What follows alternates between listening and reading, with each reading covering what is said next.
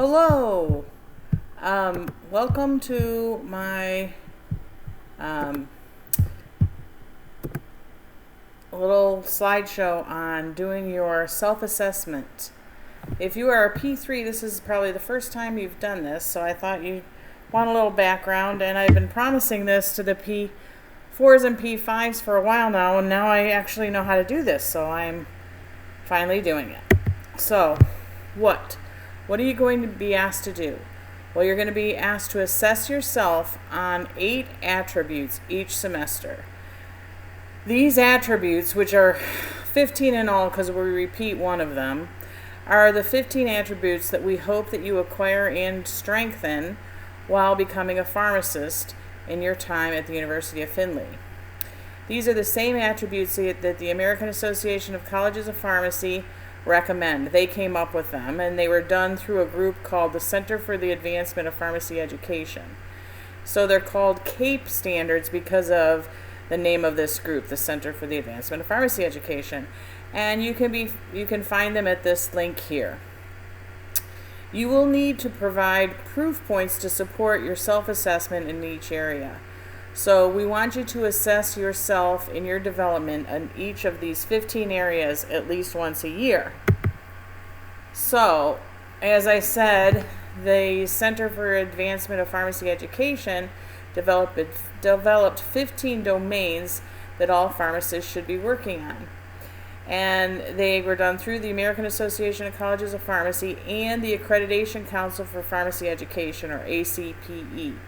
They're the ones that decide whether or not your college is accredited or not. So both of these groups use these standards to evaluate pharmacy schools and pharmacists and pharmacy education.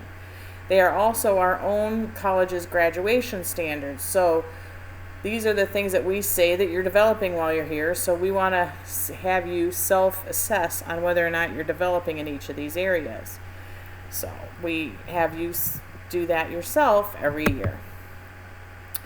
So you're going to rank yourself on these 15 CAPE standards. In the fall, you're going to do learner. So each of these are those attributes. So we want you to be a learner, a caregiver, a manager, a promoter, a provider, a problem solver, an educator, and an advocate. We also want you to be a collaborator, an includer, a communicator. And we want you to be self-aware, a leader, an innovator, and a professional. So in the fall, you're going to go through the ones that are listed here under fall, and in the spring, you will evaluate yourself in the other areas. And all exam questions that you take, how do we do this? Well, there's several things we want you to use to kind of give you some ideas of how well you're developing, or maybe some areas of strength and of weakness, or things that you want to work, to identify things you need to work on or want to work on. So every time we give you a question in ExamSoft, that question will be tagged or will be noted who the author is, what Bloom's level taxonomy the question is. Remember, that's when deciding whether the question requires just you understanding or memorizing it or remembering it, or if you have to apply it or analyze something, or the highest level is evaluating or creating something new. So the highest level would be like creating a care plan or creating a case assessment or something like that. So you have to not only know and understand the material and be able to apply it, but you've got to be able to come up with your own way of using it. So those are the different Bloom's levels. We also tag it to the subject area that we're testing, and also to the CAPE standards. So every time you take a test question, the CAPE standards that are addressed in that question will be tagged. Also, the elements of any OSCE or other rubrics that we use for assessing skills are also tagged with in these areas. The author of the question or of the rubric, the Bloom's level, the subject area, and the CAPE standards. So then what we do is we can then run a report that shows all of the questions that you took for a certain CAPE standard that were tagged with the CAPE standard, and it'll tell us what your average number correct was over the period since you've been in the College of Pharmacy. So we want you to give proof points for each ranking. So you're going to be asked to rank yourself on each of the CAPE standards. So what you can use is you can use your ExamSoft data. Are you at, above, or below your class, your cohort, your class's average? How did you do on the PCOA? What's your GPA? Those would all be about your ability to learn. But that's only one of 15 attributes that we want you to be working on. Co-curriculars. What are some things that you are doing that would count as co-curricular? Extracurriculars. Things that you do at work. Things that you do outside of class. Electives that you have taken. So maybe your grades aren't that great in caregiver, but you work in a clinic or you work in a nursing home or do something where you do a lot of care. And so maybe that's one of your proof points that this is one of your strengths or one of your areas that you pride yourself in. So you're going to be given your cohort's average in each area. So for example, whoopsie.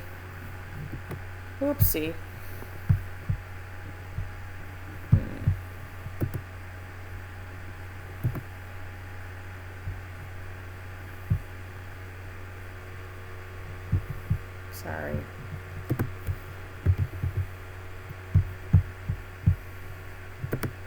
So for example,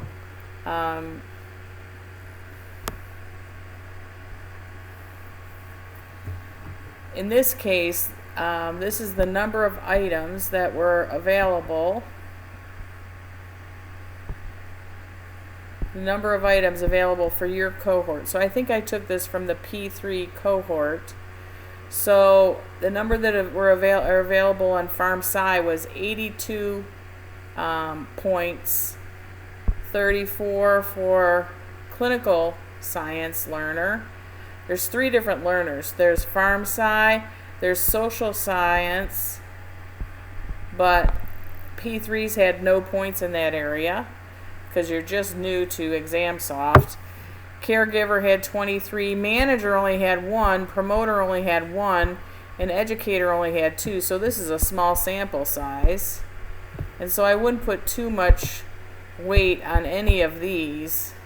And certainly even 17 isn't very many.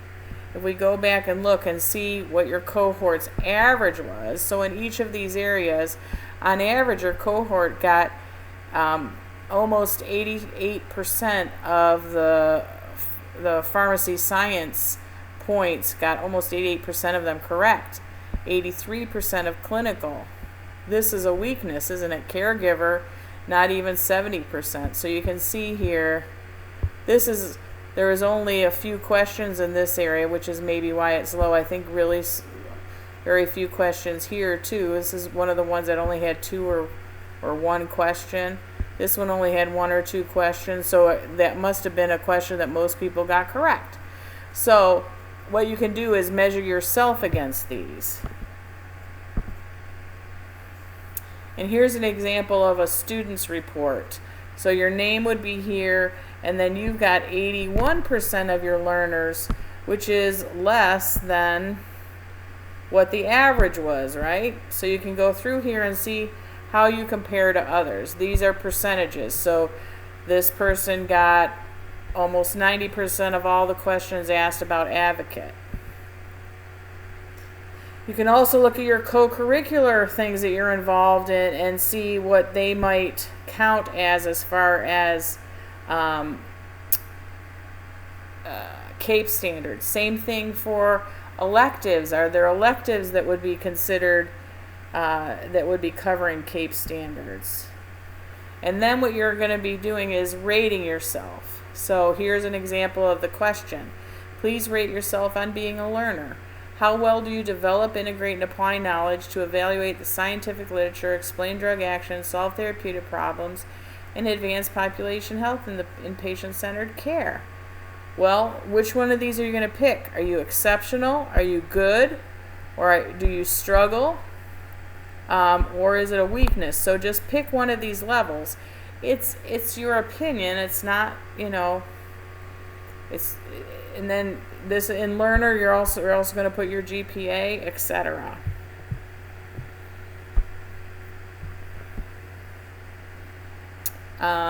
This is an example. The last question you'll be asked is what's your or you'll also be asked what's your ExamSoft data for advocate.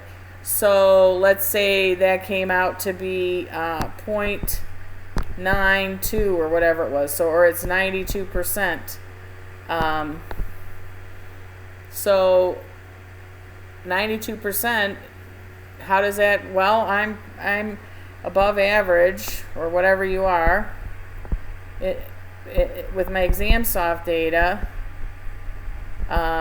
I act as an advocate for my own parents and my grandparents and would like to work on this more. Okay, or whatever you want to say as far as what are your proof points. Other than just your ExamSoft data, are there other things that you want to note that you've considered in your self-assessment?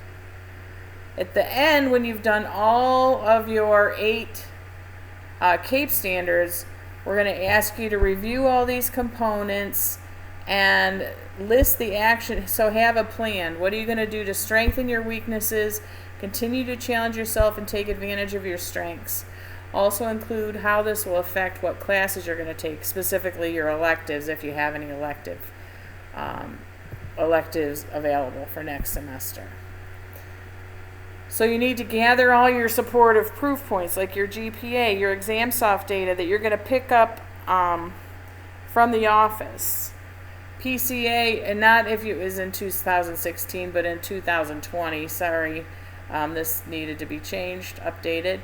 Any things you've done in co-curricular or electives you've taken, or other things you've done through work or other extracurricular activities.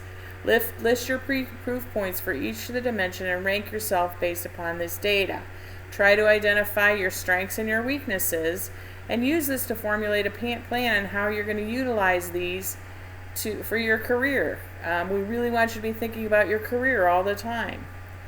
Plan how and if this will affect which courses you might want to take or what you're going to do during the summer. Then submit that plan along with all the other pieces prior to meeting with your advisor. And then review the information with your advisor, and your advisor may have other things to add to your plan. Utilize your ExamSoft data. Know that you may or may not have sufficient data in each area to give you a good picture of how you are doing, and then compare it to the average in your cohort. The average data, I do have cohort data for you. If you have very few questions in a category, your rating may be falsely high or low. Maybe you're doing something we haven't listed. Make sure you write that down. Try to be complete. It's a good record for you to have on your progress. Maybe you'd benefit from taking a class outside of the pharmacy that is in our accepted pharmacy electives, like in business or foreign language, or maybe social work. You're also going to be asked some mental health questions. You do not have to answer these, but we like to give you a chance to reflect on this, and if there's things we can do to help you, or if you need to get some help in counseling, we want to make sure we help you get there. If you ever feel that you're at a point where you need some help emergently, here's some things you can do. To schedule an appointment in our counseling center, the number is here, and there's walk-in times. There's also more immediate things that you can do with the suicide prevention. If you're feeling like you're going to hurt yourself, or if you know somebody that might hurt yourself, here is the suicide hotline and crisis. You can actually text people too now, which is pretty terrific. You just need to, I actually put this in my phone so I had it in case, someone I know needed it.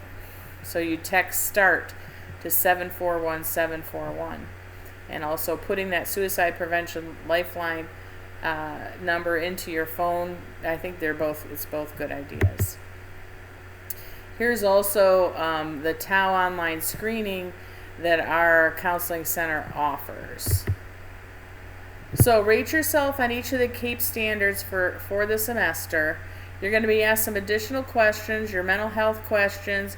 I'm also put in there some questions if you understand the new policies on co-curricular and the progression standards and how you're doing on your 590 research project.